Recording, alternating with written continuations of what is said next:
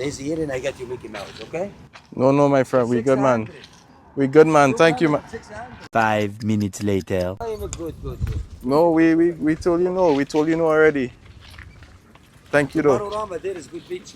Thank, thank you, though. I give you 2 camel for 500. Egypt is one of my favorite countries. I loved the amazing adventures, attractions, and food. But it's also the country where I experienced the most aggressive vendors and scammers. Okay, delete my picture, please. Delete my picture.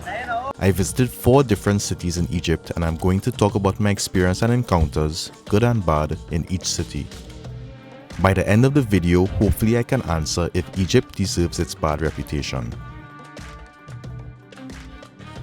Let's start off with Cairo, the capital and probably your first point of entry into Egypt. Okay, so far so good. We just cleared customs and immigration, and there are quite a few people actually. They're very aggressive. They're trying to help us with our bags. They're trying to get us to take a taxi. They were following us for a while. I had to keep telling them, no, we good, we cool. Cairo is home to the pyramids of Giza, a must-visit while in Egypt. I'm just pissed off because we are staying about maybe a 5-minute drive from the pyramids. So we wanted to see the pyramids today, and we're waiting for a tuk-tuk. And what should have cost us maybe 10 Egyptian pounds cost us about 200 because a guy lied. He stopped for us. He wasn't a tuk-tuk, he was a regular guy in a car, and he stopped and he's like, hey, where you going? He said, we're going to the pyramids. But he's like, oh, come, I take you to the pyramids. I say, okay, cool. And but before we got in the car, I said, what's the price? He said, no, for free. But I know nothing is for free in this world. So I say, what's the price? Call your price. He says 7 pounds, 7 Egyptian pounds. I say 7. He said, yeah, 7 is all right. Thing, cool. I say, all right.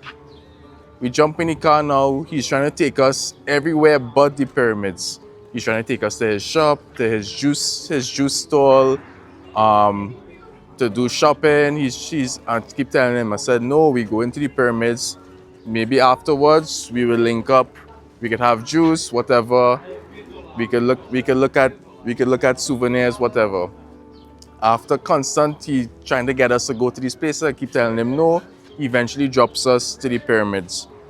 He drops us to the entrance. He said, oh, he will wait on us. I said, no, we want to explore. We don't need you to take us anywhere else, right? We buy our tickets. He's waiting for us. He's trying to get us to come back into the car.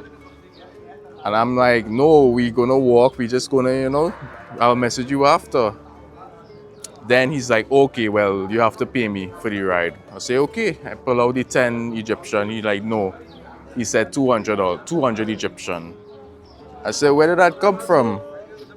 We didn't agree on that. And I don't know, I just started to get really annoyed because it's like he's following us. So I said, no, we didn't agree on that. I'm walking off. He's following me. He's following us. So eventually I just gave him the 200 for him to leave us alone. It's such a difference. We just came from Siwa to Cairo, and Siwa, the people are so nice. Nobody tried to scam us. Nobody tried to get one over us. Actually, we were riding tuk-tuks whole time in Siwa, and it's like they didn't even want to take our money. Like I was giving a guy extra. I was like paying him for the ride and giving him a tip, and he didn't even want the tip. He felt bad for taking the extra money that I was giving him for the tuk-tuk ride. So it's just that's the difference that I've noticed so far. We've only been in Cairo for a little bit, so maybe that will change. But Give me 10. 10? Yes. Here, have a look. No, my friend. I wanted to see you. I wanted to see you just to look. No, it's okay. It's okay. When we come back, okay? We're just gonna check it out. We'll be back. Okay, delete my picture, please.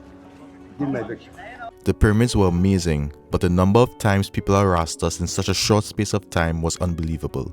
We spent the shortest amount of time in Cairo, but the number of times we were harassed were more than the other 3 cities combined. I must say that our hosts at our accommodation were very nice, and the food we had in Cairo was some of the best food we had in Egypt. The next city I want to talk about is Aswan, home to Nubian villages and culture. We met some of the most genuine and kindest people in the village of Gab Suhail. Hi. Nice to meet you. We had some of the best experiences visiting the Abu Simbel temples, cruising on the Nile, and eating with a Nubian family. Tamam. Good? It's good or not? Yes. Oh, this is chicken wings? Vendors in the village market were welcoming and not aggressive like those in Cairo. Good man, favorite. This is my garden by them, the Nile. This Nubian cumin. All people have a spice, but you can't. This is spice. The one scam we did encounter was when we visited Elephantine Island. Are we swim? Is it safe to swim? Swim for the beach. Oh, we have to go at the beach Yeah, to beach, swim? yeah. Oh, okay. A guy decided he wanted to show us around the temple of Kunum and took us to a room underneath the temple. When we arrived in the room, he claimed that the room was sacred and off limits and demanded payment of 20 US. Of course, we didn't pay him anything, and I confronted him about trying to scam us. He eventually apologized, and the thing is, if he was really sincere from the start, we would have gladly given him a tip. Up next is probably my favorite town in Egypt, Siwa Oasis. I loved everything about Siwa, the therapeutic salt lakes, the calm adventurous vibe, and the people. We have our host here. Siwa offered a peaceful atmosphere with genuine hospitality. The local community, known for their kindness and authenticity, made the visit memorable. Siwa was the complete opposite of Cairo. There were no pressure tactics or inflated prices.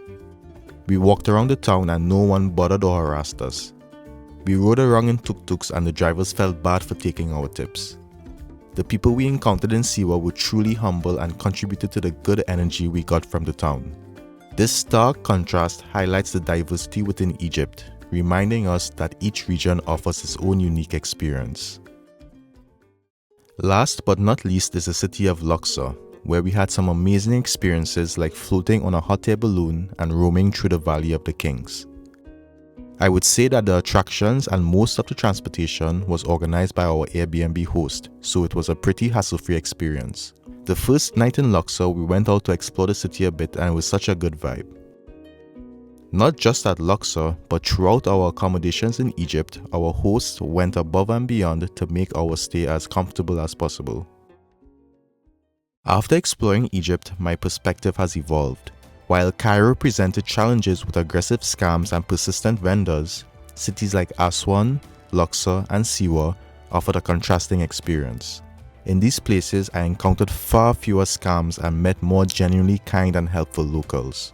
It's clear that Egypt's reputation is multifaceted. While certain areas may have issues, others shine with hospitality and authenticity. It's essential to approach each destination with an open mind and discerning eye. Egypt's rich history and diverse cultures deserve to be experienced firsthand, allowing travelers to form their own informed opinions.